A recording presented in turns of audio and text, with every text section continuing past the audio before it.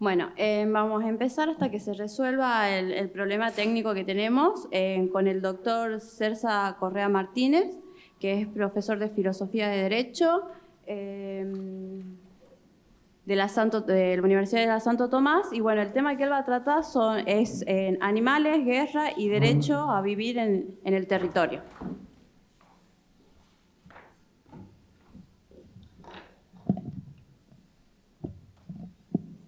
Hola, buenos días para todas y todos.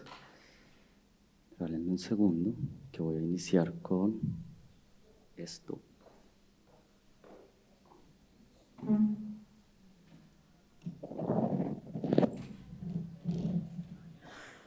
Vale. A esta ponencia le he titulado Animales, Guerra y Derecho a Vivir el Territorio. Me permito leerla para no pasarme del tiempo, sino aquí voy a estar horas quizás hablando. Entonces empieza así. Lo humano se apropia y domina, y es ahí, en la dominación, en donde marca diferencias con las otras formas de existencia. Ya lo había dicho Hannah Arendt cuando afirmó que toda apropiación con fines de cosificación involucraba violencia. Se le arrebatan las partes al universo o a la naturaleza, como dice Arendt, para convertirlas en cosas, y una de esas transformaciones las sufrieron los animales. El animal pasó de ser un dios a ser un sujeto con singularidad y finalmente a ser un mero objeto. Descartes le dio la estocada final y sentó las bases que tomaría el capitalismo, que llega, domina y destruye, pero que invisibiliza y por tanto elimina las posibilidades de actuar. Entre la violencia ejercida por el humano a los animales y las responsabilidades que las nuevas éticas, denominadas bienestaristas, inherentistas, abolicionistas y críticas, entre muchas otras, han reclamado, hay un muro que divide. Al animal se le maltrata y como esos actos se consideran contrarios al espíritu humanista, se esconden y en el mejor de los casos se aboga por un trato humanitario que no termina con la cosificación, la utilización e instrumentalización de los animales. Se les niegan a los animales las formas de existencia a partir de una estrategia retórica que habla de un estado natural de domesticación, equivalente a una especie de voluntad en los animales, ya que domesticar para ellos es volver a la jaula, volver a la casa o al hogar. Domesticar implica retorno y el retorno implica bienestar, el retorno al buen lugar, a la comodidad. Domesticar significa el retorno del animal, la entrega de su vida al contacto humano que le alimenta, le cría, le engorda y lo destruye. Y en medio de todo ello, una herramienta que justifica y legitima el derecho que, afortunadamente, a día de hoy muestra visos o atisbos de cambio. Porque de todas las formas de explotación animal, la más dramática y menos humanista es la que se hace con complicidad de los ordenamientos jurídicos que les niegan, como la Corte Constitucional Colombiana hizo hace pocos años, en 2020, la categoría de ser sujetos de derecho y por ende la posibilidad de ser sujetos que puedan hacer reclamos judiciales.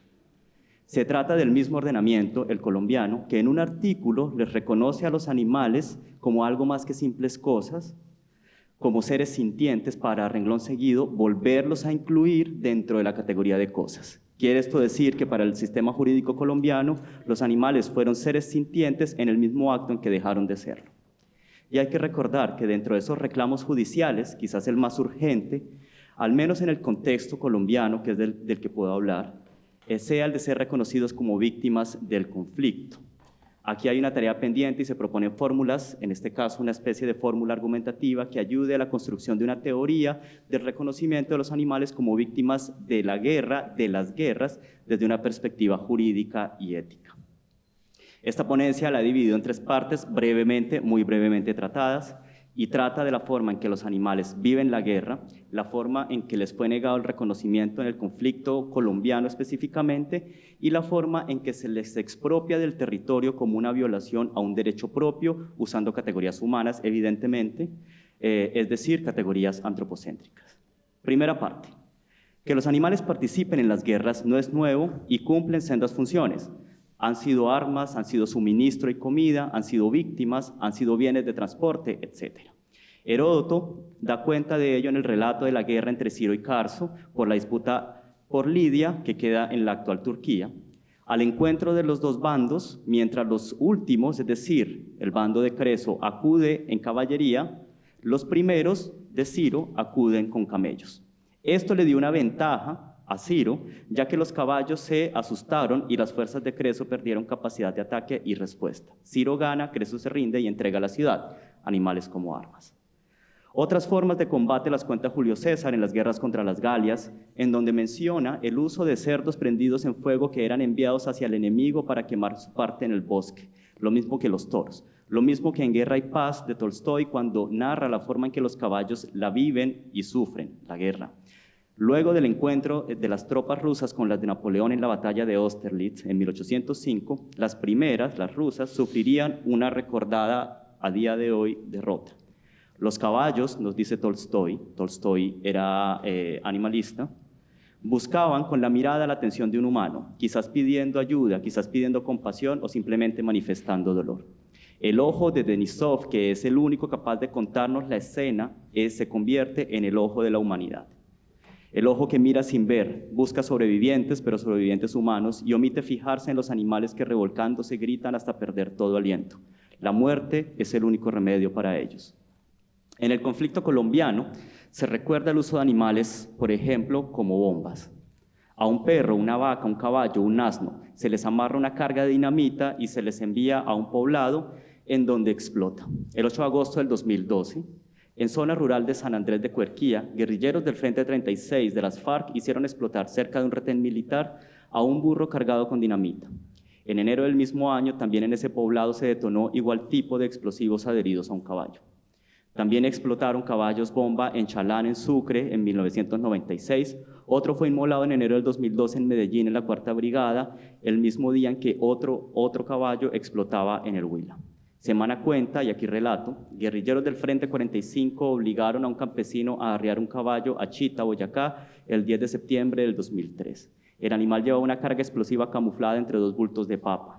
El hombre lo abandonó y cuando el equipo pasaba por una cuadra del parque principal, estalló. Y sigue sucediendo hoy, animales puestos moribundos en las carreteras para despistar conductores objeto de pescas milagrosas. Pero es que esta fue una guerra en la que todo podía ser usado como arma. Lo era incluso cuando usaban los cadáveres de niños como formas de acabar con el otro. Se trata de la misma táctica que medios de comunicación han reportado que se está usando en Ucrania, perros bomba que son claramente calificados como armas de consecuencias indiscriminadas y por tanto de uso prohibida por el derecho internacional humanitario. Otros ejemplos de perros bomba fueron reportados en la Segunda Guerra Mundial, en la Primera y en cualquier otro conflicto bélico del que se quiera tener informe. Otra función que tienen los animales, en esta ocasión el caballo es el papel simbólico en la representación de la historia bélica. El caballo es narración y mito, pero es narración que marca una historia dada por su pertenencia al héroe. No es el caballo, es el héroe, nuevamente es el humano. A la dominación que dignifica al animal según el relato humano. Rocinante no hubiera sido tal sin ser montado por el Quijote, lo mismo que Paloma Bolívar o Bucéfalo Alejandro Magno. Sobrevive su nombre, no para él, que no tiene intención de bañarse con la inmortalidad que bañó Aquiles, sino para el humano que se sorprende al descubrir singularidad en un animal. Incluso el caballo se trivializa en las estatuas de las ciudades en función del reconocimiento otra vez al héroe.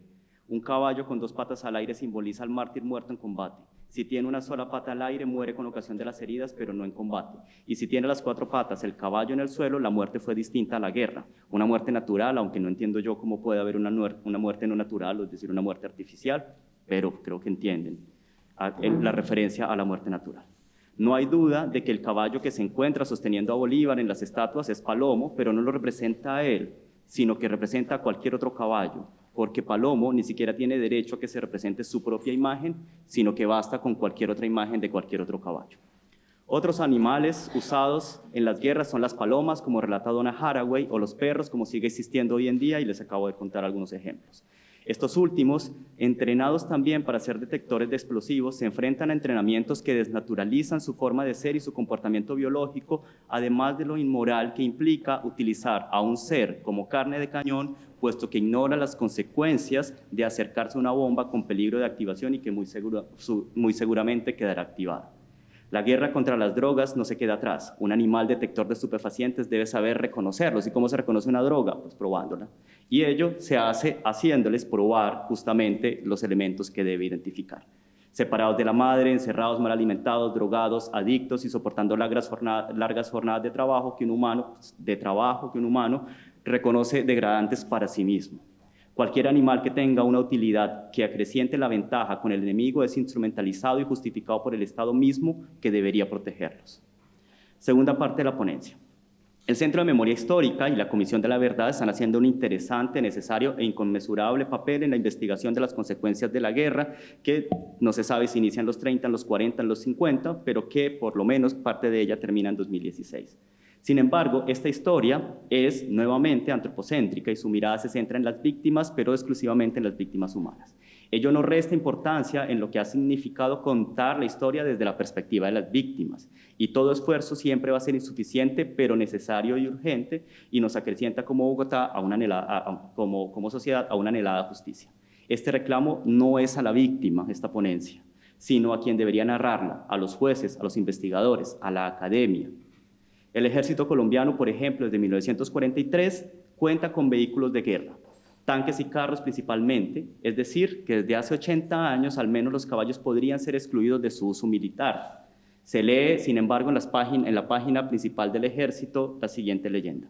Por su gran movilidad estratégica, los caballos tienen, entre otras misiones, la responsabilidad de resguardar la integridad de las fronteras terrestres colombianas. No tienen derechos, pero sí tienen responsabilidades. También sale la policía montada a resguardar la seguridad ante partidos de fútbol y manifestaciones sociales. Los perros antinarcóticos de seguridad que huelen los vehículos aún encendidos antes de ingresar a los inmuebles de uso militar y los antiexplosivos. Si ustedes algún día van a Bogotá van a encontrar que todos los edificios tienen un perro que huele huele la contaminación que emanan los vehículos para poder entrar, por una especie de miedo colectivo que tenemos allí de que cualquier edificio llegue a explotar. No se trata de buenos y malos los animales, sino de animales que desearían de poder hacerlo, no estar ni pertenecer a ningún bando.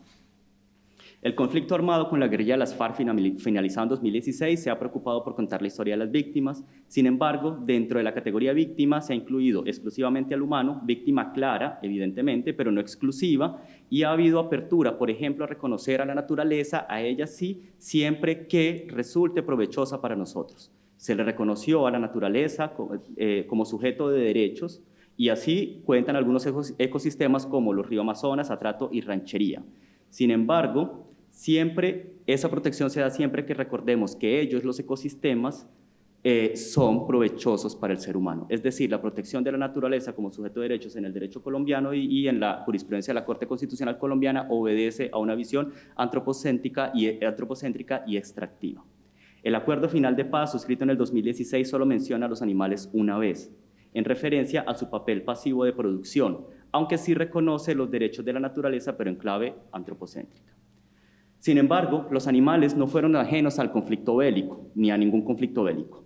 Situaciones como abandono, desplazamiento del territorio, robo para alimento de las tropas gubernamentales y las tropas ilegales, las tropas guerrilleras, las tropas paramilitares y la participación del animal en el conflicto como instrumento de guerra en contra de lo dispuesto por el DIH son solamente algunos ejemplos. La tarea que han iniciado instituciones tendiente a narrar el conflicto como garantía de conocimiento, reconocimiento para el no olvido, no repetición y reparación simbólica, han olvidado relatar desde los animales las formas de violencia que les dejó y deja el conflicto interno colombiano. Esto lo podemos explicar aduciendo a la poca imaginación que tiene el ser humano para pensar y describir la relación humano-naturaleza y más aún la relación animal-naturaleza, razón por la cual el relato de dicha relación se hace con perspectiva humana siempre, que es una perspectiva evidentemente limitada. No solamente el acuerdo final olvidó a los animales, sino que los relatos sobre la violencia sufrida en los últimos 70 años no dicen mayor cosa. Dos ejemplos dan cuenta de esto. Un libro que se llama Trujillo, una tragedia que no cesa, del Centro de Memoria Histórica, narra lo siguiente.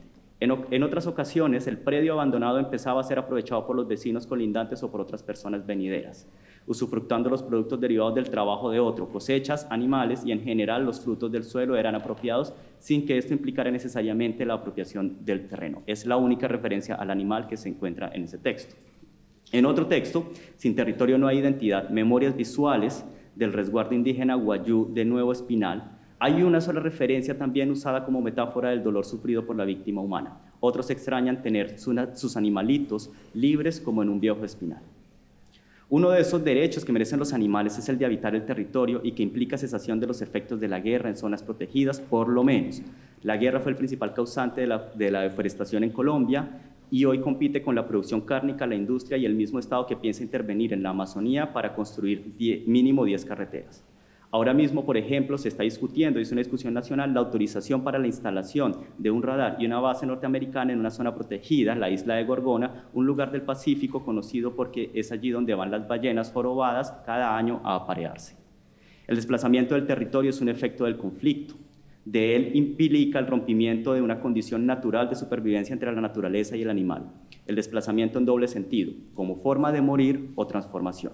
Bajo riesgo, la transformación de no adaptación y muerte nuevamente no solo del individuo, sino del colectivo, es decir, de la especie.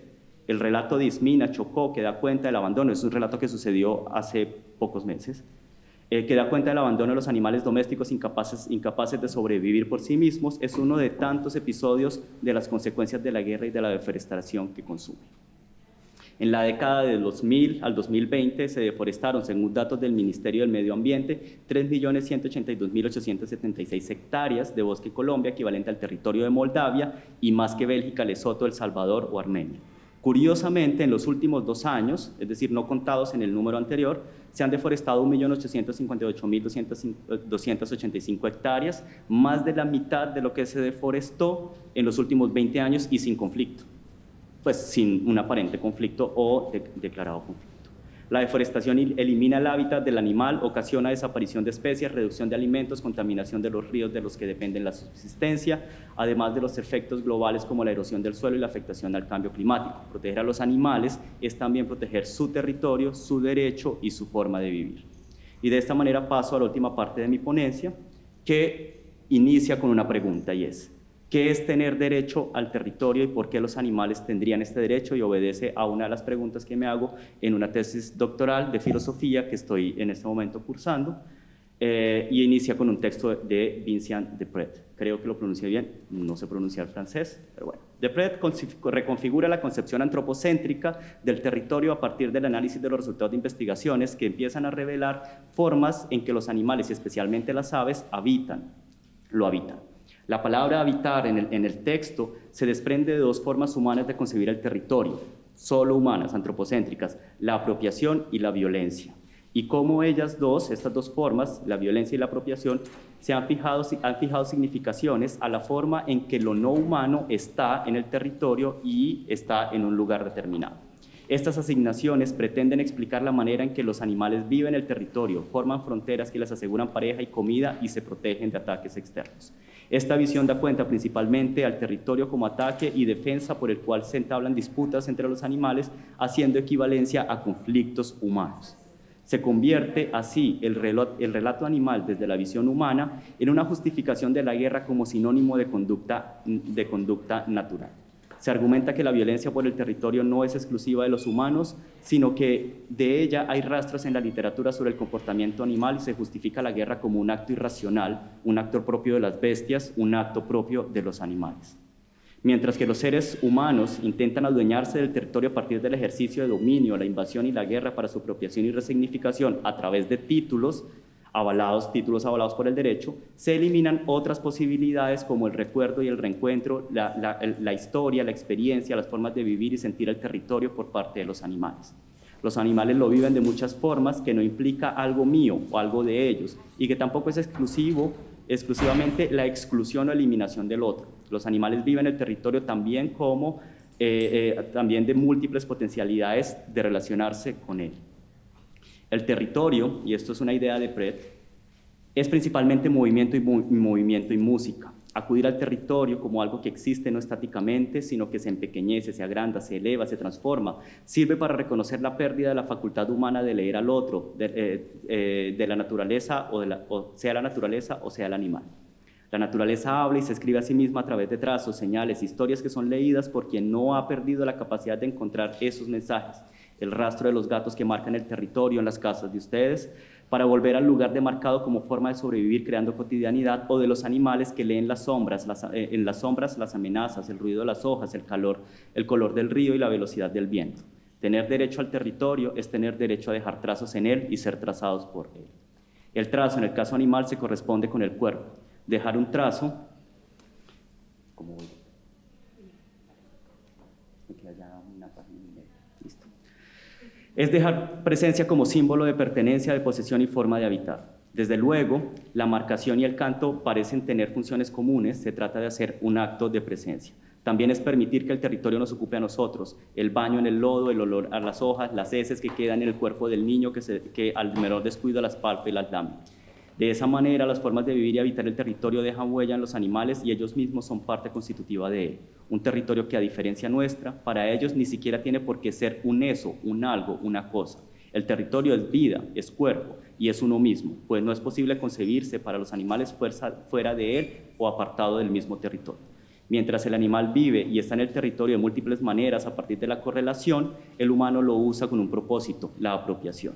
Y ese propósito justifica la guerra, al menos la guerra colombiana, como dicen autores como Umaña o Falsborda, que es la apropiación dominante de una parte del planeta. Sacar al otro del territorio es quitarle la posibilidad de ser con él, de estar en él. Quitar la tierra implica quitar la comida y quitar el resguardo, quitar el hogar. Es sacar al otro del lugar y de la adaptación, muchas veces infructuosa en un territorio ajeno cuya pertenencia se esfuma como el viento que no podemos atrapar en las manos. Una de las formas en que los pájaros, en este caso, nuevamente relato de Depret, se aseguran el territorio es a través del canto. Las aves cantan para asegurarse que otros las escuchen y persuadirlos de la invasión, pero también participar en el coro de la naturaleza. La frontera, símbolo del territorio, es el canto de un ave, una frontera sonora que va y viene, se mueve, revive y muere.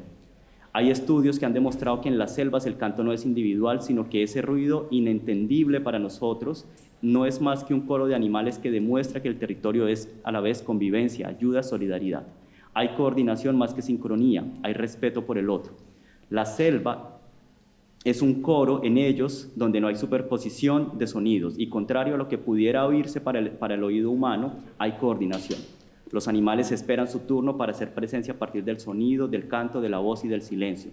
La primera hipótesis de la grabación de ciertos sonidos hechos por Malavasi y Farina en un estudio de investigación sobre los sonidos de las selvas era que los cantos de los animales obedecían a una superposición de las especies.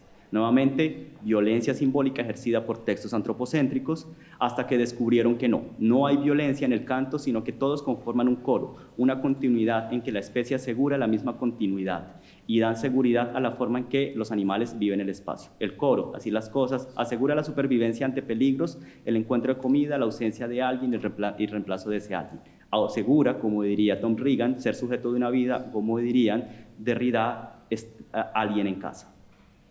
Pero además el territorio es afectación y afecto. Afectación no solo por la demarcación personal de él, sino porque su afectación asegura el encuentro y la libertad y se convierte no ya en algo estático, sino en movimiento, en un acto, el acto de afectar.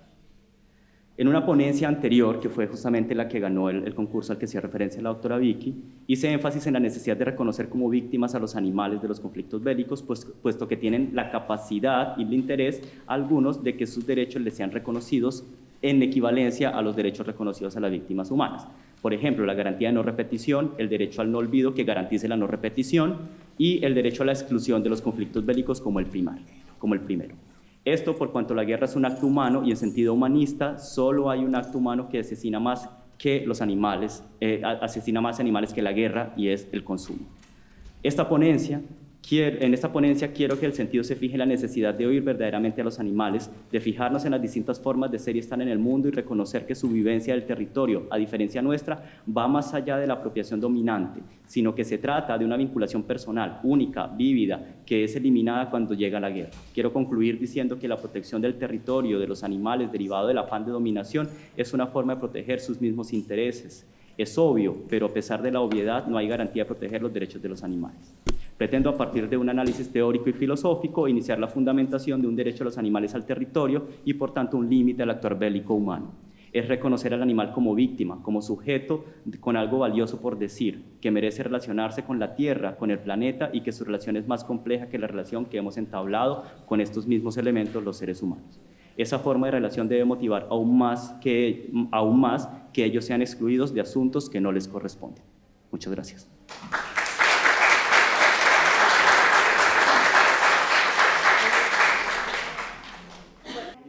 Ahora soy yo quien no les oye. Bueno, lo vuelvo a presentar, es Oscar Horta es filósofo español, activista, antiespecista y destacado en el campo de ética animal, y bueno, tiene varias obras. Y bueno, empecemos. Muy bien, listo, pues vamos a ver. Nos queda media hora y no sé si va a haber cuestiones, y además no le han hecho cuestiones tampoco a mi profesor en el uso de la palabra. Si son un poquito más de media hora, son 10 minutos más, no hay problema porque empezamos un poco más tarde. Lo que pasa es que yo no voy a poder, porque yo tengo otro compromiso más tarde, lo tengo un poco justo, entonces, bueno, por este motivo voy a intentar ceñirme un poco al horario. Entonces, lo que voy a hacer va a ser realizar una presentación que voy a esperar que no sea demasiado extensa, sino que voy a intentar acortarla lo más posible, y lo voy a hacer sin usar diapositivas, simplemente presentándolo, con la intención únicamente en poner sobre la mesa los problemas fundamentales con los que nos vamos a enfrentar al tratar este problema, ¿no? Porque parece que llegamos a situaciones que, si rechazamos, digamos, posiciones que en principio deberíamos considerar injustificables, pues nos enfrentan a situaciones que igual algunas personas pueden considerar paradójicas, y que en cualquier caso pues encontraremos en general, pues desde luego muy significativas, en tanto que nos llevan muy lejos de lo que a día de hoy es el status quo con respecto a la cuestión de la guerra y lo que es legítimo en el ámbito también de la división militar. Entonces, bueno, fundamentalmente, para empezar, un primer punto que me gustaría tocar es el siguiente. ¿En qué daña la práctica militar a los animales? Bueno, pues podríamos distinguir fundamentalmente tres formas en las que esto sucede. La primera es mediante el uso de animales como armas o de otras maneras en el ámbito militar, pues en los enfrentamientos bélicos. Esto ha sucedido a lo largo de la historia de múltiples maneras. A día de hoy hay algunas maneras en las que ya no sucede del mismo modo. Pues, por ejemplo, si pensamos en el uso de animales como caballos como medio de transporte, o si pensamos en el uso, por ejemplo, de perros como transportadores de bombas, ¿no? Pero sí sucede todavía con muchos otros animales. Por ejemplo, sucede con animales marinos, ¿no? Con animales empleados como espías, animales que portan, por ejemplo, cámaras, o sucede también, continúa usándose animales para el transporte de explosivos, ¿no? Por fin de que llega a un determinado lugar y esos explosivos pues exploten y causan un daño digamos, al enemigo. Bueno, esa sería una de las maneras, ¿no? Hay otra que consistiría en el uso de animales en el ámbito de la experimentación militar, ¿no? Que, bueno, es muy difícil saber la envergadura que este tiene. En rigor, si estamos hablando de la experimentación con animales, no estamos hablando de uno de los usos más significativos de animales que hay. Es verdad que es un uso especialmente lesivo para sus víctimas, es un uso que causa un sufrimiento muy significativo, ¿no? Pero bueno, algunas estimaciones dirían que el uso de animales para la experimentación anualmente podría ascender a 100 millones de animales. Claro, si lo comparamos con los, pues quizás, no sé, 80.000, puede incluso más, 90.000 millones de mamíferos y aves matados cada año para su consumo, para la producción de bienes de tipo alimenticio, culinario, o los 2 billones de peces usados para este mismo fin, o los varios billones de invertebrados usados para este fin, pues claro, obviamente son cifras pequeñas, ¿no? Y en esas cifras tampoco está muy claro, porque hay un gran secretismo, cuántas de ellas se corresponderían a animales empleados en la experimentación militar. De hecho, es posible que fuese, ¿no? En cualquier caso, este sería un segundo uso, que de nuevo, como el primero, pues digamos que causa daños, y pueden ser daños muy notables a un número de animales, si bien este número no es enormemente masivo, ¿no? Bueno, cuando este segundo grupo de animales, pues ustedes ya se pueden imaginar, no vamos a entrar aquí en detalle, pero por ejemplo, si ven el libro, en el libro de Biología Animal, de Persinger, como en el capítulo dedicado a la experimentación animal se hace alusión a este ámbito, pues en alguna otra obra se ha tratado este tema. pues sí que es cierto que, bueno, en la medida en que aunque sea un uso no masivo, pues se causan daños significativos, pues sí que es cierto que estaríamos en una práctica que sería bueno, ¿no? Pero en cualquier caso, como ya dije, tenemos un tercer ámbito donde se dan los animales en este plano, donde ya las cifras son incomparablemente mayores. Y este sería el caso de los animales que son víctimas de la ley.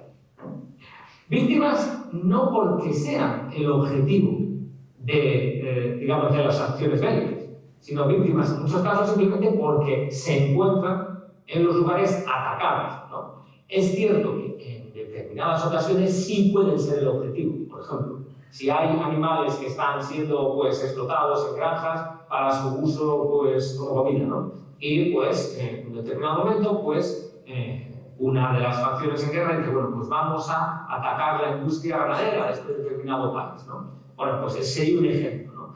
Pero por lo normal estos ejemplos no son los relevantes. Los relevantes serían los casos de los animales que viven en parte en entornos urbanos, también puede ser que en entornos industriales, pero sobre todo en ámbitos silvestres, en el mundo salvaje, que se ven afectados pues simplemente por el impacto del armamento químico.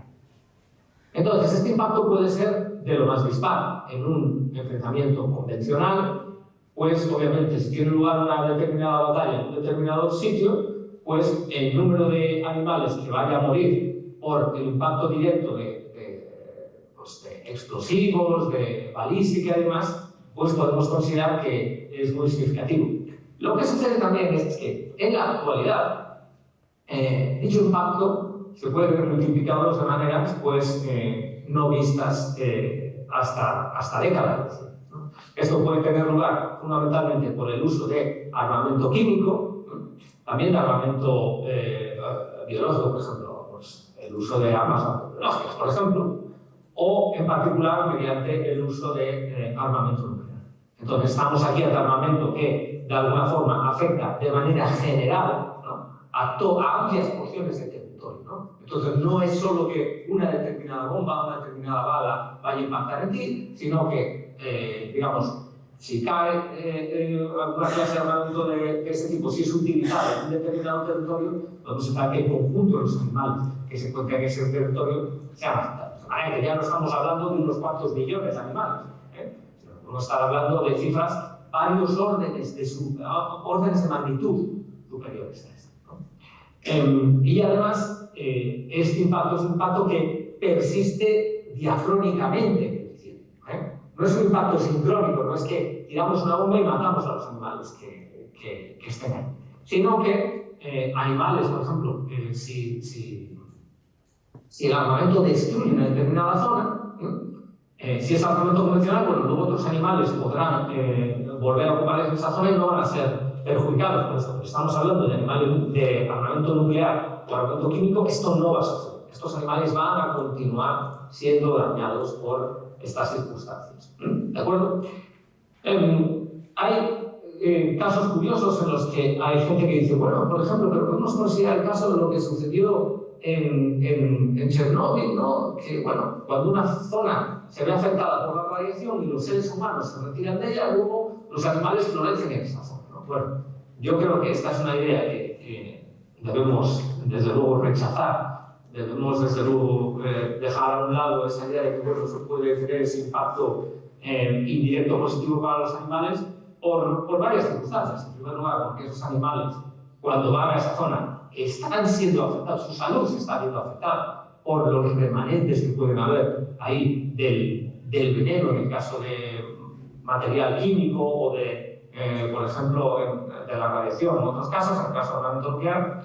Y además, bueno, tampoco es cierto que la falta de presencia humana sea siempre beneficiosa para los animales y que el hecho de destruir una zona con armamento nuclear y luego no ocuparla con seres humanos, eso vaya a ser positivo para los animales, pues por una serie de razones que tienen que ver con la situación de los animales en el mundo salvaje, que yo no tengo tiempo ahora para explicar, pero que les remito, si quieren, al curso en vídeo que tiene la Fundación Ética Animal en YouTube sobre esto, o al manual de nombre Introducción al sufrimiento de los animales salvajes que pueden descargar de la página web de la Fundación Ética Animal.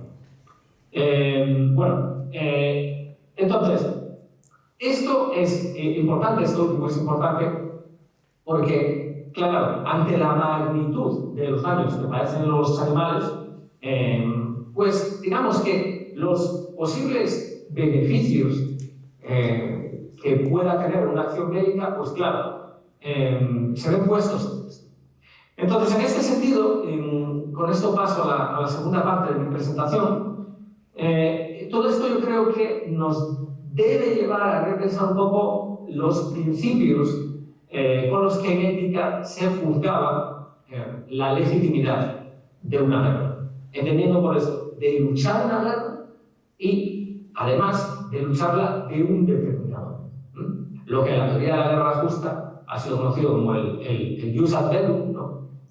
Cuándo es justo emprender una acción bélica o comenzar una guerra, y el jus in bello, ¿no? De qué manera es justo luchar en ella.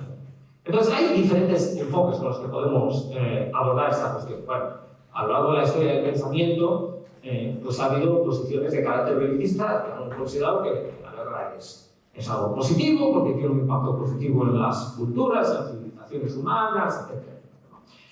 No obstante, estas posiciones son minoritarias, ¿no? Y a la hora de abordar esta cuestión suelen aceptarse alguna posición de las del tipo siguiente. En primer lugar, puede haber posiciones de tipo consecuencialista que lo que hagan es plantear lo siguiente: bueno, que una guerra y que lucharla de un determinado modo sea positivo o negativo es algo que va a depender de lo que vaya a suceder, ¿no? Entonces, hay guerras que son desastrosas, pero puede haber guerras que tengan un impacto positivo. Por ejemplo, si son guerras para liberarnos, pues, del impacto que pueden tener un imperio terrible que va a hacer que las cosas vayan muy mal, ¿no? Por ejemplo, en el ámbito de los intereses humanos podemos pensar en guerras de liberación contra fuerzas opresoras que están causando un daño muy significativo, ¿no? Entonces, en este sentido, en el ámbito del jus ad bellum, pues se plantea toda una serie de condicionamientos en el plano deontológico, pero no en el plano consecuencialista. En el plano consecuencialista decimos, mira, aquí no tiene que haber criterio de ningún tipo para valorar esta cuestión. El único criterio que tiene que haber es el de si el resultado de la guerra o el resultado esperable de la guerra va a ser positivo o va a ser negativo. Entonces ese sería el primer enfoque consecuencialista.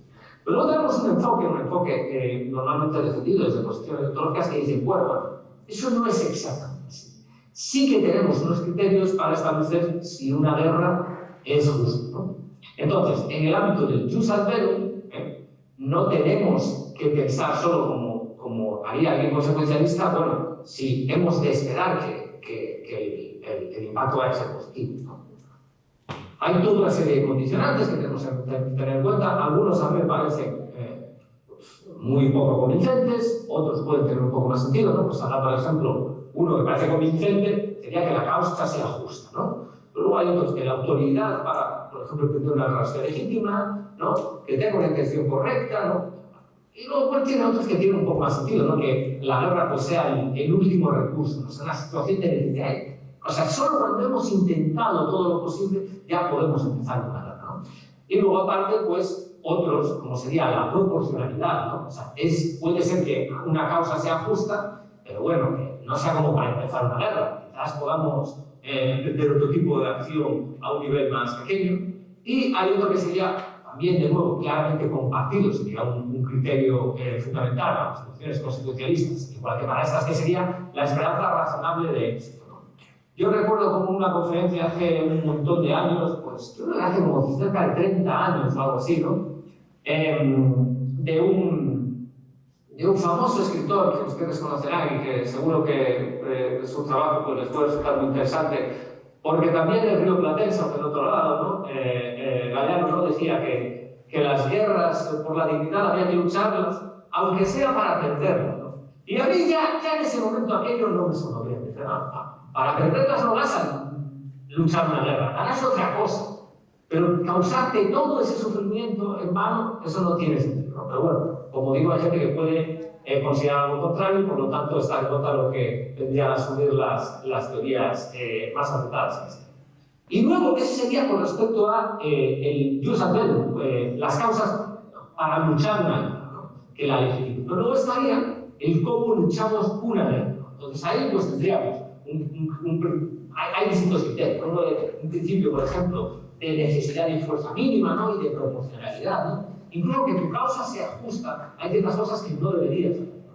Por ejemplo, el bombardeo, ¿no? De Nagasaki y Hiroshima por parte de Estados Unidos, ¿no? No, es que fue necesario porque ahorró vidas, a veces he oído este argumento, porque si no la guerra se encarnizaría y el número de víctimas sería mayor. Bueno, puede ser que esto sea así. De manera que ese bombardeo, comparado con lo que va a la guerra, estaría legitimado. Pero entonces, ¿por qué sobre dos ciudades? ¿Por qué no Hiroshima y Nagasaki? Lo tiras solo sobre Nagasaki y ya está. De manera que ahí claramente no hay proporción. Y luego hay otro elemento aquí en el jus in bello que es el de discriminación. En el sentido de contra quién es legítimo. Bueno, pues bien, todos estos principios luego pueden verse cuestionados por los posicionamientos pacifistas. Los posicionamientos pacifistas van a decir, nunca se cumplen estas condiciones. De manera que nunca es legítimo luchar ninguna guerra, incluso aunque sea contra injusticias terribles. Pues bien, ¿cómo afecta a nuestra evaluación de estas cuestiones incorporar lo que antes dije en el tablero? Incorporar el hecho de que toda acción bélica va a causar daños enormemente significativos a los animales y especialmente si es luchada con armamento contemporáneo, ¿no? Bueno, pues aquí tenemos un problema que podría ser abordado en primer lugar de una manera un poco más simplista. Podríamos decir, bueno, pues parece que el jus in bello no está cumpliendo el criterio de discriminación, porque no está discriminando entre víctimas legítimas y víctimas no legítimas, porque los animales humanos no serían una víctima legítima. Pero es que luego, por otra parte, podríamos decir, bueno, claro, pero es que lo que está sucediendo aquí es que en realidad toda acción bélica es como si le estuviera declarando la guerra a todos los animales que están aquí. Esto es como si, por poner un ejemplo, para luchar contra un determinado país, otro país tuviera necesariamente que destruir, causar unos daños mucho más significativos que al país que está atacando a un país tercero. Bueno, esto en teoría moral y política, pues hay quien lo puede defender apelando al principio de doble efecto. El principio de doble efecto dice, bueno, nosotros tenemos que distinguir cuando llevamos a la vacunación entre los fines que buscamos y aquello que sabemos que va a suceder, pero no deseamos, ¿no? Entonces, en este caso, no deseamos atacar a los animales, deseamos atacar al enemigo, pero bueno, por desgracia, los animales van a sufrir un daño. Esto alguien, desde posiciones consecuencialistas, lo rechazaría por completo. Bueno, hay más cosas que me gustaría decir sobre esto, pero bueno, ya estamos a menos cuarto, de manera que voy a ajustar un poco más, por si hay cuestiones, y voy a concluir en unas breves frases sobre esto. Bueno, esta presentación que acabo de decir, ¿a qué nos lleva? ¿Qué implicaciones puede tener? Bueno, claro, pues parece que con respecto a los animales, podríamos pensar, nos lleva a que necesariamente, si adoptamos un enfoque antiespecista, que parece que ese enfoque tendríamos que aceptar, porque no hay ningún criterio que nos lleve a considerar aceptable ninguna forma de especismo, y mucho menos el antropocentrismo especista, que es la más mayoritaria, que lo que hace es discriminar a los animales normales. Siendo esto así, sí, el problema que hemos visto hasta aquí fuese planteable de manera que las víctimas no fuesen animales no humanos, sino que fuesen seres humanos, claramente el emprender acciones bélicas que causasen unos daños tan significativos a seres humanos inocentes, que ni siquiera pertenecen a las comunidades que están siendo atacadas, pues resultaría completamente inaceptable. De manera que parece que, en este sentido, una posición pacifista da una solución satisfactoria al problema. No obstante, es posible que lo que haya que hacer más bien es no abandonar la teoría de la guerra justa y decir, bueno, claro, el problema con esto es que los requisitos para emprender una guerra justa y para luchar la guerra justa se vuelven realmente draconianos, ¿no? Igual que sucede desde una perspectiva consecuencialista. No obstante, tanto desde una posición de la guerra justa, deontológica, como desde una posición consecuencialista se puede decir, puede incluso haber casos extremos en los cuales luchar la guerra fuese justificable incluso, aunque tuviese consecuencias tan devastadoras para los animales como las que yo he dibujado. Y eso sería así en particular, claro, si, por ejemplo, luchar una guerra fuese la única manera de impedir que alguna comunidad política fuese causar unos daños a los animales de dimensiones estratosféricas, ¿no? Por ejemplo, imaginemos que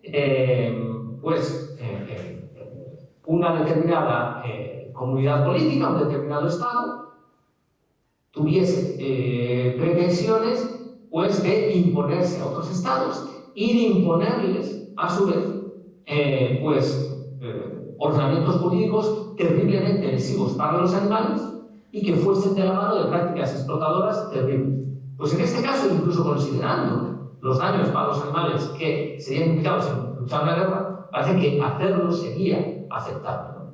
O, por ejemplo, podemos pensar en otras formas en las que se creen nuevas formas de sufrimiento, que no son concebibles a día de hoy, quizás, mediante la creación, por ejemplo, de nuevos tipos de animales, de la industria genética, ¿no? Incluso alguien podría hablar aquí de la posibilidad de la inteligencia artificial y de crear formas de sufrimiento basadas en estas nuevas tecnologías, etcétera, etcétera, ¿no? Bueno, habría mucho más para decir, pero lo quiero dejar aquí por si hay más cuestiones, así que muchas gracias por su atención. Y bueno, pues de nuevo, lamento que no tengamos un poco más de tiempo para conversar, pero bueno, es lo que es. Así que bueno, espero que en cualquier caso esta presentación haya servido para arrojar un poco de luz sobre el tema.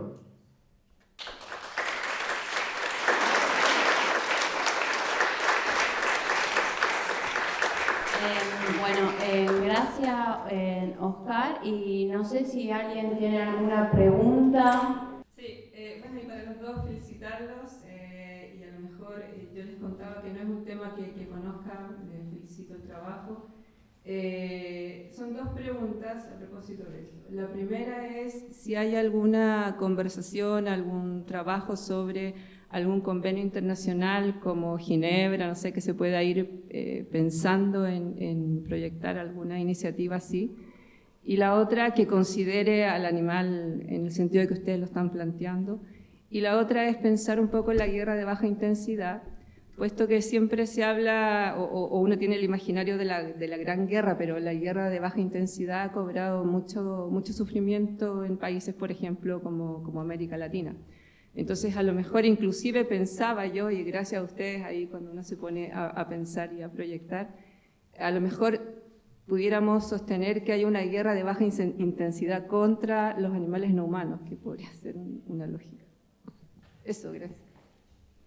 Bueno, pues entonces, con respecto a la primera pregunta, no existe nada del estilo para proteger a los animales en la guerra. O sea, lo que sí que existen son distintas protecciones. No, realmente nada que sea aplicable en este caso. O sea, sí que puede ser que indirectamente pues ciertas regulaciones sobre el uso en el cual deben lucharse una guerra pues les puedan proteger indirectamente, ¿no? Pues aquellas que limitan, por ejemplo, ¿no? Pues el uso de armamento biológico, ¿no? Pues sí, les beneficia indirectamente, pero ninguna basada en la defensa de los animales como tal. Luego, con respecto a las guerras de baja intensidad, a ver, ahí hay dos cosas, porque primero, si entendí bien a Vicky, me está hablando entendí que se refería a cómo las guerras de baja intensidad luchadas entre los seres humanos afectan a los animales no humanos, pero luego entendí que estaba diciendo que había una guerra contra los animales. Entonces, podemos decir que hay una guerra contra los animales usando un poco una metáfora, en el sentido de que los seres humanos estamos sistemáticamente dañando a los animales. Pero yo no creo que sea una metáfora buena, porque es una metáfora que distorsiona nuestra comprensión, porque no lo hacemos porque, o por lo menos en la abrumadora mayoría de los casos, los seres humanos no dañan a los animales porque compitan con ellos por algo, porque les tengan animalversión o algo así, sino que los dañan porque simplemente quieren usarlos como recursos, ¿no? Una excepción a esto, no obstante, sería cuando los animales son dañados para, por ejemplo, ocupar un determinado entorno en el que se encuentra, ¿no? Cuando se dice, no, pues vamos a erradicar estos animales porque son una peste. Eso sí que podría ser considerado una guerra, ¿no? Y efectivamente, en ese caso, pues sería interesante ver, hasta donde yo sé, nadie lo ha trabajado, pero sería interesante ver, bueno, si estamos en guerra, por ejemplo, desde posiciones ecologistas, se dice a ver que estamos en guerra contra los animales invasores, ¿no? Bueno, muy bien, pues vamos a ver si su guerra cumple los criterios del jus ad bellum y jus in bello, porque yo creo que no. Luego, por otra parte, la otra forma de entender la pregunta, que no sé si era la que se hacía, sobre cómo los animales se ven afectados por guerras de baja intensidad. Bueno, esto depende de lo que entendamos por una guerra de baja intensidad, ¿no? O sea, pero bueno, si estamos hablando de una guerra en la que el uso de armamento es más o menos reducido, en el que estamos ante una guerra que es hasta cierto punto una guerra de posiciones, ¿no? Y donde por ejemplo, los intercambios, ¿no? Los encuentros de combate son reducidos, pues ahí el daño causado a los animales en principio sería mucho menor que en otros conflictos abiertos, a no ser que se utilicen otras vías, otras tácticas, como por ejemplo pues el envenenamiento de ciertas áreas, por ejemplo el uso del fuego como arma, etcétera, etcétera. Bueno, no sé si es esto exactamente lo que se preguntaba, es lo que podría responder a lo que he entendido que se preguntaba. Sí, es eso. Sí, es eso, Oscar. Es eso lo Vale, que genial. Ahora. Vale. Bueno, pues en igual sentido, no conozco, digamos que lo que se conoce a nivel internacional es la Declaración de los Derechos de los Animales, que no es un instrumento jurídico en sí, sino que es más una estrategia que se utiliza, y los reconocimientos de ciertos derechos a partir de ordenamientos jurídicos o de algunos instrumentos, por ejemplo, en la Unión Europea o sistemas comunitarios, pero relacionados con la guerra no lo conozco, no ha habido. En el caso colombiano, sé que hay un grupo de personas que está trabajando justamente en llevar el caso de los animales a la Jurisdicción Especial para la Paz para lograr el reconocimiento de los animales como víctimas del conflicto. Pues la mención, el reconocimiento como víctimas del conflicto, porque evidentemente son víctimas del conflicto y eso es lo que se pretende. Pero siempre se ha encontrado, o estas referencias han encontrado un problema, y es ¿qué vamos a hacer entonces nosotros con las formas de utilización de los animales, ¿no? ¿Cómo vamos entonces a suplir esas necesidades que suplimos con los animales? Y un poco, pues los ordenamientos han girado en torno a tratar de generar acciones que puedan dialogar, si puede haber un diálogo en ese sentido, si realmente se trata de un diálogo, entre esa finalidad humana de aprovecharse de los animales, pero no se ha planteado, no conozco yo, desde la guerra. Y el otro sentido, la otra pregunta de la guerra de baja intensidad, yo he tratado de rastrear un poco como el sentido que tenían los animales en la antigüedad, y dentro de la antigüedad, por ejemplo, el sentido que tenían los animales para las visiones, las distintas visiones que tenían las comunidades indígenas en Latinoamérica, y encuentra uno unas relaciones bastante interesantes, ¿no? Bastante dicientes. Yo no diría una visión latinoamericana o una guerra de baja intensidad latinoamericana, sino diría más bien, la pregunta sería occidental, y en qué sentido occidental, o eurocentrista, o occidentalcentrista, no sé cómo la podría llamar, porque de hecho sí hay unos aportes interesantes de las comunidades ancestrales latinoamericanas que nos han puesto a pensar en la forma en la cual nosotros vivimos o deberíamos vivir y deberíamos ver y convivir con los animales, ¿no? El animal como un otro. ¿Sí? El animal como un otro al que, por ejemplo, para utilizarlo, para proveerse de alimento, hay que dignificarlo a tal punto en el que hay que medirse en igualdad de fuerzas, ¿no? Que eso se elimina en la visión occidental. Es decir, evidentemente desde un punto de vista ético yo estoy en contra de cualquier forma de uso de los animales, pero son nuevas visiones que lo que hacen es ampliar el espectro de ver al animal no como el enemigo, sino como un otro con el que se compite de igual a igual, ¿sí? Y podría haber, con las discusiones que eso pueda generar, Y lo otro que podría ver es, y a propósito de una pregunta que se hizo en el anterior panel, y es cómo vemos a los animales, a cuáles animales, ¿no? Porque tenemos que reconocer las distintas categorías de animales como los animales, que esa es la crítica que hace Derrida, es decir, es que estamos diciendo que todas las formas de existencia es un solo animal, y entonces hay algunos que, por ejemplo, han dicho, bueno, pues empecemos a reconocer las mismas categorías a los mismos animales, porque sí podría haber una guerra en contra de algunos animales que consideramos invasores. Y entonces, ¿por qué los consideramos invasores? ¿Y por qué tratamos de eliminarlos y los utilizamos armas para eliminarlos, para eliminar las ratas, para eliminar a las palomas? No sé si ahí podría haber una pequeña concepción de una especie de guerra contra algunos animales, que sería lo que Donaldson y Kymlicka llaman como liminales, ¿no? Como esos animales que están ahí, no son domésticos, pero que conviven con nosotros, y en algunos de esos tipos de animales a los que queremos eliminar. Acá hay una pregunta que está en el chat, que se me acaba de ir, pero ya rapidito la vuelvo, que es, y hay una persona que levantó la mano, que podría decirse de los animales humanos, vivimos en permanente guerra ideológica, los consideramos inferiores, invasores, recursos, etcétera, etcétera. Esa es la pregunta que hace. Y yo, para ir cerrando, pues yo haría que las dos preguntas se hagan y ustedes las respondan después. Laura Guerrero, yo ahora te voy a habilitar a ver si puedo habilitarte. Bueno, yo no sé si se puede hablar de guerra ideológica, pero sí podemos hablar de una ideología predominante, pero no es predominante ni siquiera de esta época, porque justamente en esta época se ha tratado de romper con esa posición dominante antropocentrista que pone al ser humano en el centro del universo, y todo se lee en clave humana.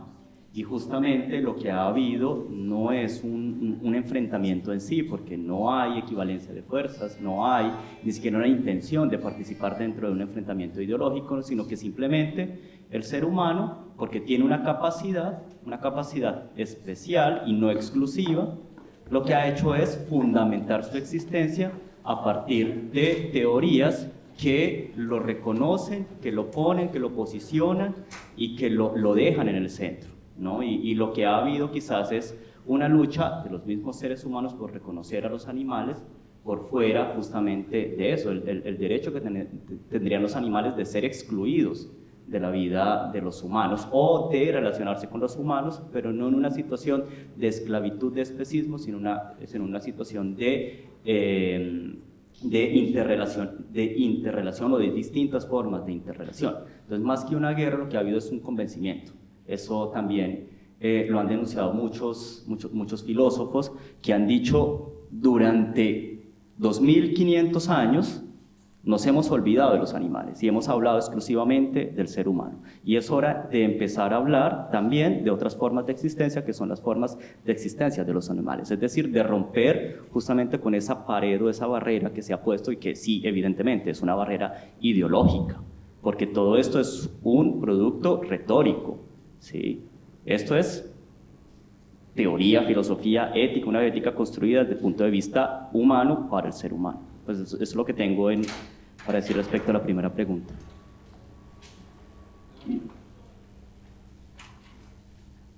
Oscar. Bueno, sí, no llegué a oír realmente la respuesta, entonces, bueno, por desgracia no puedo comentar nada sobre ella. Sí que puedo, en todo caso, responder a la pregunta. Estaba esperando a ver si Laura conseguía escribir la suya, pero como no está, pues voy a decir algo muy breve. Con respecto a lo de la guerra ideológica, veamos, de nuevo, estamos usando guerra en un sentido diferente al que lo usamos cuando estamos hablando de un enfrentamiento bélico. Entonces, las cosas pues, que yo comenté anteriormente pues, no serían aplicables en este sentido. La guerra ideológica, en realidad, tampoco habría una guerra ideológica con los animales no humanos, sino que habría, en todo caso, toda una serie diferente de enfrentamientos, más que ideológicos, yo diría de ideas, entre los seres humanos que defienden posiciones pues, especistas y de otro tipo lesivas para los animales, y quienes un poco pues lo que intentan es cuestionarlas. En el caso concreto, no obstante, de los invasores, la cosa ya sería diferente, porque ahí ya no se trata que sea una guerra ideológica, sino que ahí, activamente, como antes dije, se daña a los animales de maneras análogas a cómo se dañan los seres humanos entre sí, ¿no? Con los mismos fines. No se trata de que los animales considerados invasores sean usados como comida, ¿no? Y entonces, aunque no haya un interés en dañarlos, simplemente como dañarlos es el modo de conseguir un determinado producto, pues se les daña, ¿no? No, aquí, como sucede en el caso de muchos enfrentamientos bélicos entre seres humanos, hay, digamos, una idea de que, bueno, hay cierto territorio que se quiere controlar y están unos animales que de alguna manera tienen un impacto en ese territorio que se quiere evitar, y como consecuencia de eso se emplea literalmente un lenguaje bélico, un lenguaje militarista, ¿no? Como cuando se habla, efectivamente, se emplea el propio término invasor, cuando se dice la guerra contra esto, la guerra contra lo otro, ¿no? Entonces, en este sentido, es por ello por lo que decía que los principios de la guerra justa quizás serían aplicables aquí. Y bueno, estoy viendo que hay más cuestiones. Yo lo que pasa es que ya me voy a tener que ir, entonces, si quieren, lo que puedo hacer es leer las preguntas, responderlas, y yo por mi parte lo dejo, y ya siguen pues con las respuestas que tengan ahí. No sé cómo lo ven.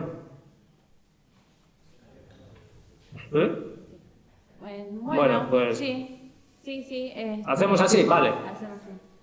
Para la próxima, como estaré ahí presente, bueno, no sé si para la próxima, pero para alguna de las próximas, como estaré presente, ya no tendremos ese problema. Pero claro, yo como accidentalmente nací en este lado del mar, en vez de nacer en el Río de la Plata, donde tendría que haber nacido, pues no estoy ahí. Entonces, bueno. Lo solucionamos fácil, te damos la nacionalidad de la Argentina, es fácil para eso. Vale, está bien, pues sería interesante, sí.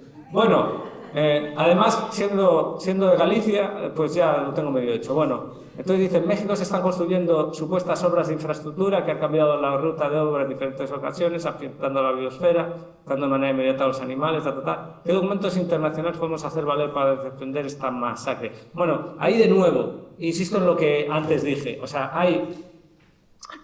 en primer lugar hay que distinguir, una cosa es el impacto ambiental, una cosa es el impacto en entidades abstractas, como pueden ser especies, como pueden ser ecosistemas, y otra cosa es el impacto concreto que daña a individuos sintientes.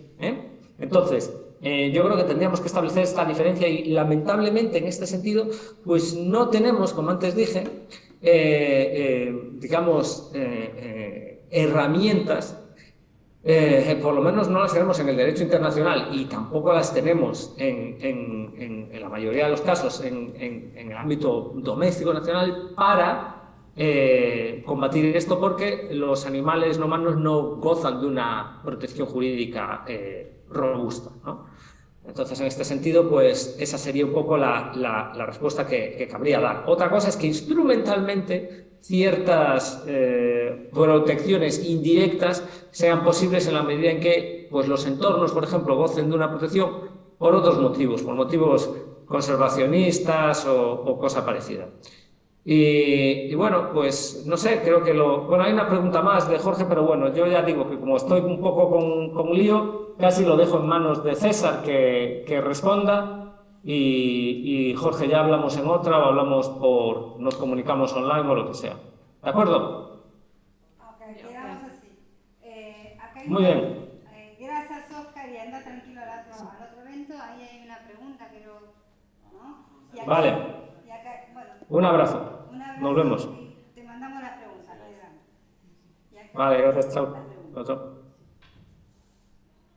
Na verdade, eu quero colocar uma curiosidade aqui, em princípio, né, dizer a vocês que a medicina veterinária como ciência, ela surgiu em 1765, em Lyon, na França, primeiro curso de medicina veterinária no mundo, e o motivo, a razão, era o cavalo, exatamente, porque era um animal de guerra, né, como curiosidade.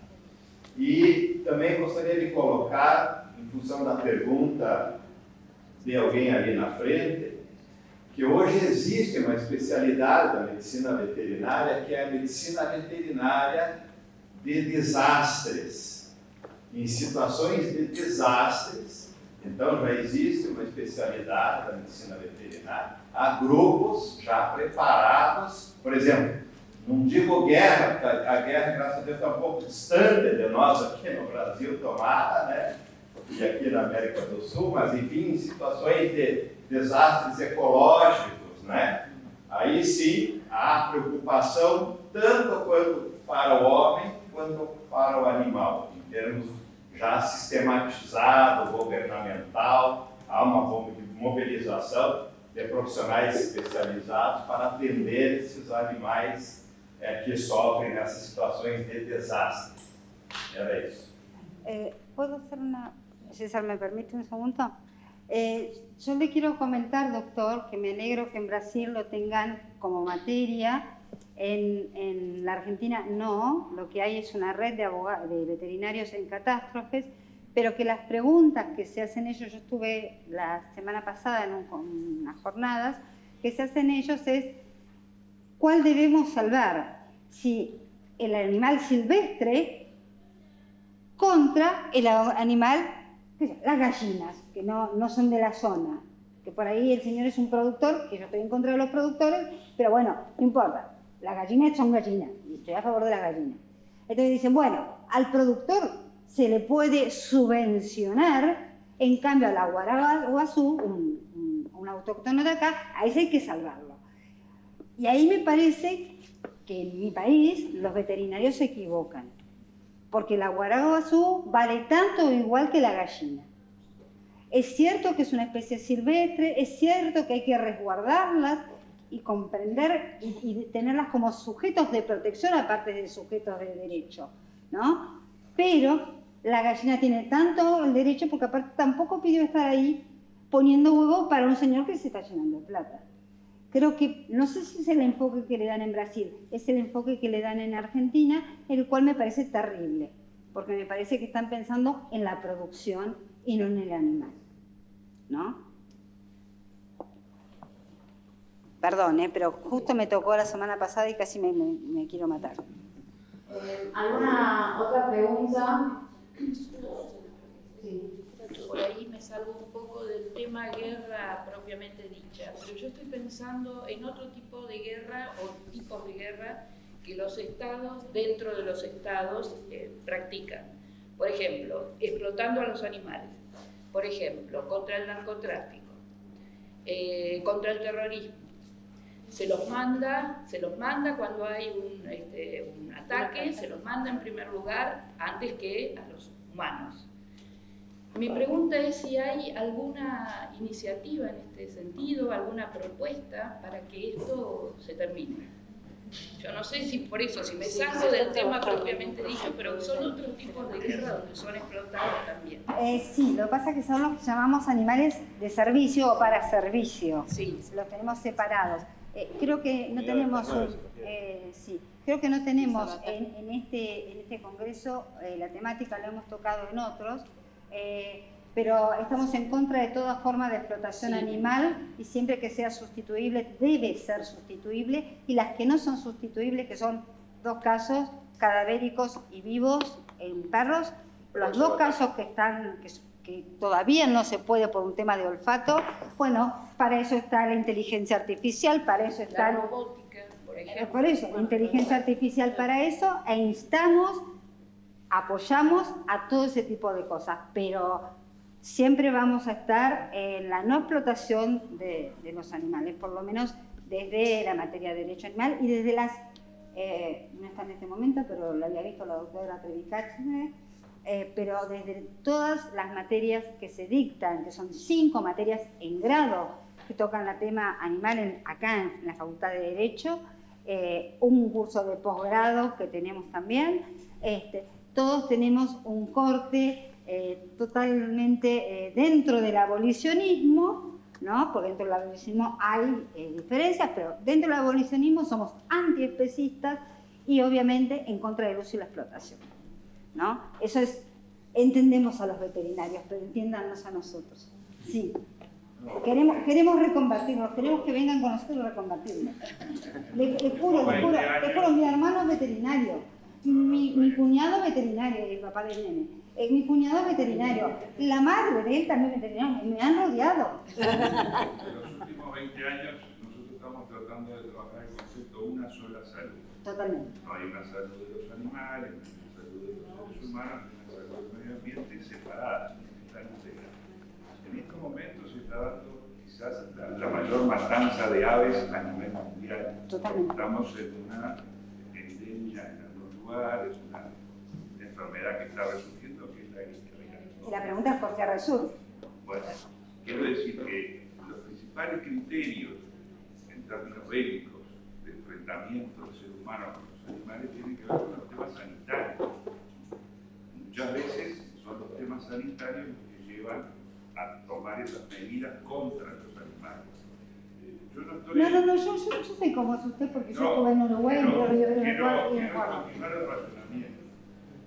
La normativa declara a muchos animales como plagas, pero no porque el ser humano se quiera enfrentar al animal, No, sino no, que pero lo que quiere es preservar la salud de su especie. Está ¿Por qué? bien. Porque algunos de esos animales pueden ser considerados vectores o transmisores. Pero póngale un ejemplo, pero póngale un ejemplo que Yo se quiero puede ir curar.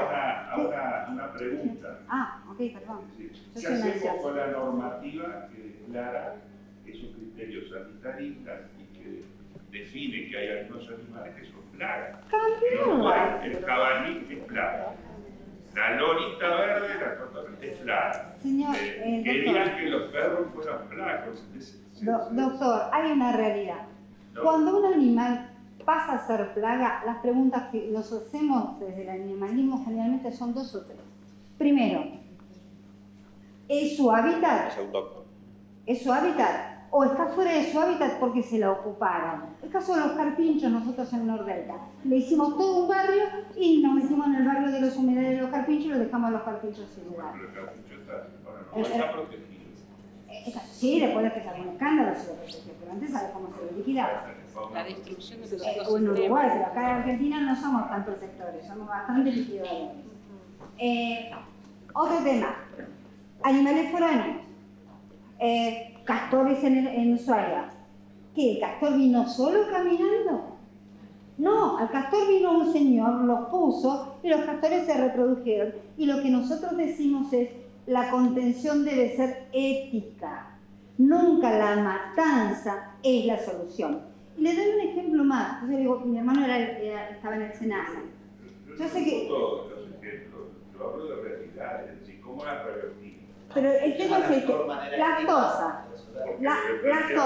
Lactosa lleva rifles sanitarios sin discusión por el SENASA. Mi hermano estaba en el SENASA, lo tengo clarísimo. Veterinario. Pero la lactosa se puede curar. El problema es que si tenemos lactosa no podemos exportar. Entonces el tema pasa por educar al ciudadano, como diría Gardner, ¿no? Y empezar a educar a que tenemos que reconvertirnos. Es una tarea que no es fácil y necesitamos de los veterinarios para que ellos también nos apoyen en estas cosas. ¿Por qué la rabia no se puede curar? Porque nadie se preocupó que los perros, gatos, murciélagos, buscarle formas de curar, hay formas preventivas. Usted me dirá, bueno, si al humano se le vence el plazo tampoco se le cura, pero tiene un sistema. Digo, hay un montón de enfermedades que están sufriendo los animales que no se les busca una solución farmacológica, médica y todo lo demás, porque claro, no es lo mismo de rentable que en los humanos. Pero no es una pelea, es un cambio de opiniones. Yo discutí, yo también hemos discutido todo. Hace 20 años todo lo que contagiaba al ser humano iba al sacrificio. Hoy no. Gracias a Dios. No hablamos de toxoplasmosis, de maniasis, lo que podría ser enfermedades comunes, ¿no? No, y aparte ya tener un gato era tener toxoplasmosis, no es así. Sí. Los temas médicos son temas muy puntual. Muy cortos, que es importante. 2 millones de ucranianos se fueron hacia Polonia, hacia los países de Europa, y se dio un fenómeno muy especial, que se llevaron sus animales de compañía. ¡Qué suerte! Cambiamos la mente. Lo que ocurrió fue que había trabas sanitarias. Esas son los humanos. Porque Ucrania tiene zonas que hay rabia. ¿Qué ocurrió? Se flexibilizaron esos fueron logros también. Es decir, que perros, hurones. Pero pisos, esos son logros que gracias a gatos, veterinarios como usted, que está trabajando en la temática, como el doctor, que también, o como el maestro de ética, que trabaja en la temática, y otros, ¿no? Que yo sé que les cuesta el cambio, pero están. Y todo un movimiento, ahora le voy a dar la palabra a Emiliano, que me está pidiendo, y todo un movimiento y la academia, como son la ganadería, como es César, como son los que están acá, hemos trabajado, porque si no, la barrera sanitaria no dejaba pasar a los animales. Entonces, la eso gente es no quería irse sin y así debe ser, porque yo me voy con toda mi familia. Emiliano, vos sos el último y a comer. Sí, no, creo que la pregunta que nos tenemos que hacer todos es buscar las maneras, porque qué forma, qué métodos éticos usted vos para darle solución a estas trabas, a estos replanteos. Ahora va a poner César y cierra Analia, porque yo le copé el lugar, perdón Analia, te pido. Bueno, ¿agregar algo más? Sí. Con respecto a la pregunta, sí, es verdad que la guerra no solamente se mide en cuestión de armas y enfrentamientos bélicos, sino que hay guerras, por ejemplo, contra el narcotráfico, y esa guerra contra el narcotráfico ha hecho que se justifique la utilización especialmente de ciertos animales que son útiles para esa guerra, ¿no? Contaba el caso de los perros que son entrenados para la detección, o sea, son drogados para que aprendan a detectar justamente esas drogas, o la guerra contra los microtráficos, que también utiliza a los caballos, por ejemplo, como un símbolo de generar miedo, la guerra contra las bandas criminales, que utiliza palomas mensajeras como espías. Es decir, los animales son utilizados en todos los tipos de guerras, siempre que sean útiles para esa guerra.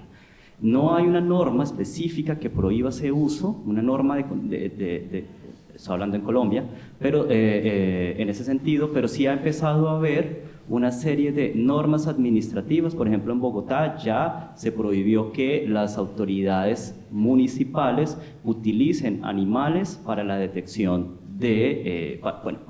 para la prevención de ese tipo de accidentes. Uno, porque ya no hay tanta justificación, no habría justificación desde el punto de vista antropocéntrico, en el sentido de que si ya se acabó la guerra contra las FARC, pues ¿por qué seguimos utilizando los perros? Pero otro también en un sentido ético, ¿no? Y obedece a una campaña que ha iniciado pues, una legisladora que antes era justamente concejal de Bogotá. Vemos que esos son los pequeños avances que ha habido en materia, pero más allá de eso no. Y una aclaración, el mayor asesino de animales no es ni siquiera la eliminación de los animales que estén contagiados de alguna enfermedad, sino es el consumo. O sea, hoy han muerto más animales que ayer. No, hoy van a morir más animales que ayer. Ayer murieron más animales que antier y mañana morirán más animales que hoy. 20.000 animales se cuenta más o menos que mueren cada segundo. Y eso no mueren porque sean plagas. Sí, muere porque se necesita y el ser humano los quiere consumir. Y el que más muere son las aves, y no mueren porque sean plagas, mueren porque se las comen. Sí, mueren los animales porque hay que, o estamos convencidos de que hay que vestirlos, o porque hay que utilizarlos, porque hay que reírnos, o porque, etcétera. Es decir, el mayor asesino de animales no es ni siquiera la necesidad de protegernos de los animales, sino la necesidad de consumirlos.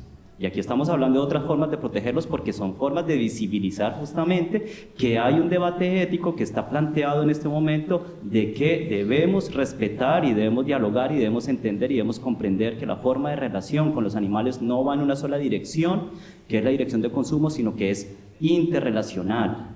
Sí, y eso, digamos que hay muchos avances que infortunadamente no han servido para visibilizar adecuadamente la explotación de los animales. Es que eso es lo que quería comentar. Muchas gracias, apreciada Vicky, a la universidad. Un aplauso para César y bueno...